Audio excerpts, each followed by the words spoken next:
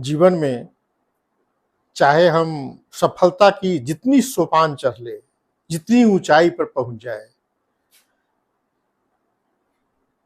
अपने से दूर चाहे जितनी प्रशंसा मिल जाए, कभी न कभी जीवन में ऐसा क्षण जरूर आता है जब एक चीज हमेशा मन के अंदर, ख्याल के अंदर, जहन में खटकती रहती है। वह चीज है, काश मेरी सफलता को देखने के लिए, जश्न मनाने के लिए अपने होते, हम अपनों के बीच होते, वह जगह होती, वे लोग होते, वो सामान्य से दिखने वाले अपने होते, उन सब को मेरी कामयाबी दिखाई देती, उनकी आंखों में मेरी कामयाबी का नशा दिखाई देता। यह तो हमेशा ही खटकता रहता है, चाहे आप बाहर में जितनी प्रशंसा पालो, जितनी जितनी भी तालियों की गड़गड़ाहट के बीच स्वागत झेल लो, एक चीज हमेशा खटकती रहती है कि कोई अपना मेरी सफलता का साक्षी होता। आइए इसी संबंध में खलील जिब्रान की एक बहुत मनमोहक कहानी सुनाते हैं। आइए सुनते हैं कहानी। एक आदमी प्रदेश गया, ऐसा देश जहां उसकी भाषा कोई समझता नहीं था। वह एक होटल के सामने खड़ा हो गया। लोग भीतर बाहर आ जा रहे थे। उसने सोचा, क्या है यहाँ, मैं भी भीतर जाकर देखता हूँ, क्यों इतने लोग भीतर बाहर आ जा रहे हैं। वह भीतर गया। अंदर जाकर आश्चर्यचकित हो गया। भीतर महल जैसा लग रहा था। वह गरीब आदमी था और गरीब देश से आया था। अंदर गया तो वहां बहुत से लोग टेबल कुर्सियों पर बैठे थे। वह भी बैठ गया। उसे अंदर बहुत शीतलता का एहसास हुआ। सब कुछ सुंदर और सुगंधित लगा। तभी वेटर आया। उसने सोचा, मेरे स्वागत में मालिक ने अपने आदमी भेजे हैं। वेटर ने अपनी भाषा में कुछ कहा। उसकी समझ में कुछ नहीं आया। थोड़ी देर वेटर उसको समझने की कोशिश करता रहा। फिर जब कुछ समझ में नहीं आया तो वेटर ने अपनी समझ से जो सामान्य भोजन था वह लाया और उसकी टेबल पर रख दिया। उस आदमी ने खूब आनंद पूर्वक भोजन किया। उसका मन प्रसन्न हो गया। फिर वेटर आया। वह आदमी झुक झुक कर धन्यवाद देने लगा। वेटर तो पैसे मांगने आया था, वह पैसे मांग रहा था, लेकिन उसकी भाषा उस आदमी को समझ में नहीं आ रहा था। वह झुक झुक कर धन्यवाद दे रहा था। वह समझ रहा था, मेरा स्वागत किया जा रहा है। थक हार कर अंततः वेटर उसे मैनेजर के पास ले गया। मैनेजर भी नाराज होने लगा, लेकिन वह समझ रहा था कि मुझ परदेसी को इतना आदर किया जा रहा है। फिर उसको भेजा गया अदालत में। वह समझा, मुझे सम्राट के पास भेजा जा रहा है। सम्राट जैसा ही लग रहा था मजिस्ट्रेट। अदालत बड़ी थी।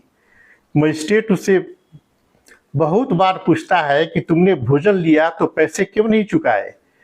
मजिस्ट्रेट की भाषा वह नहीं समझता है और वह आदमी जो कहता है उसकी भाषा मजिस्ट्रेट नहीं समझ पाता। मजिस्ट्रेट ने कहा, यह आदमी या तो पक्का धूर्त है या तो महामूर्ख है। जो भी हो, इसको सजा दी जाए।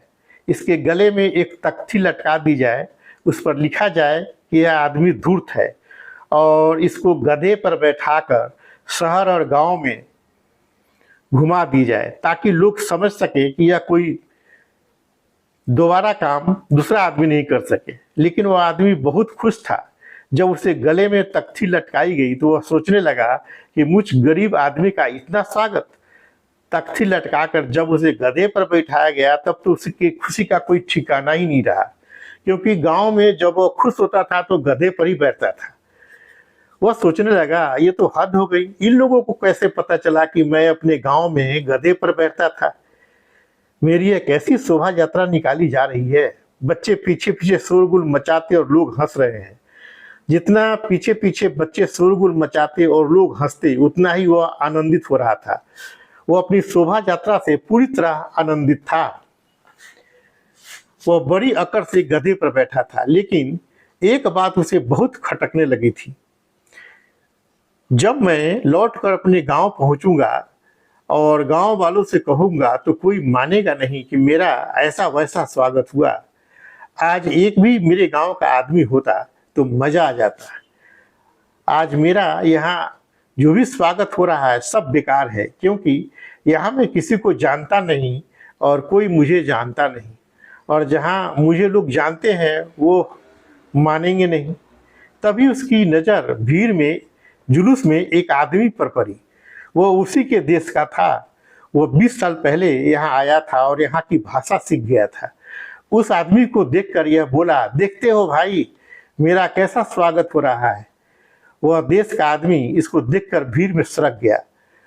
वह तो यहाँ की भाषा समझता था। उसे डर हो गया कि लोग ये न समझ ले कि मैं भी इसी के देश का हूँ और इसी की तरह धूर्त हूँ।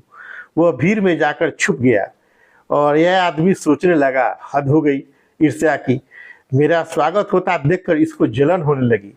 इसका कभी स्वागत नहीं हुआ, 20 साल हो गए इसको आए हुए, इसलिए इसको जलन हो रही है। तो दोस्तों, ये थी खलील जिब्रान की एक छोटी सी कहानी। आशा करते हैं ये कहानी आपको पसंद आई होगी और हम सब चाहे जिंदगी की जितनी ऊंचाई पर चले जाए, एक ख्याल जेहन में हमेशा उठता है, कभी न कभी, अभी नहीं उठता है तो कभी न कभी उठेगा जरूर, कि काश मेरी सफलता का साक्षी अपने होते, हम अपनों के बीच होते। बहुत बहुत धन्यवाद।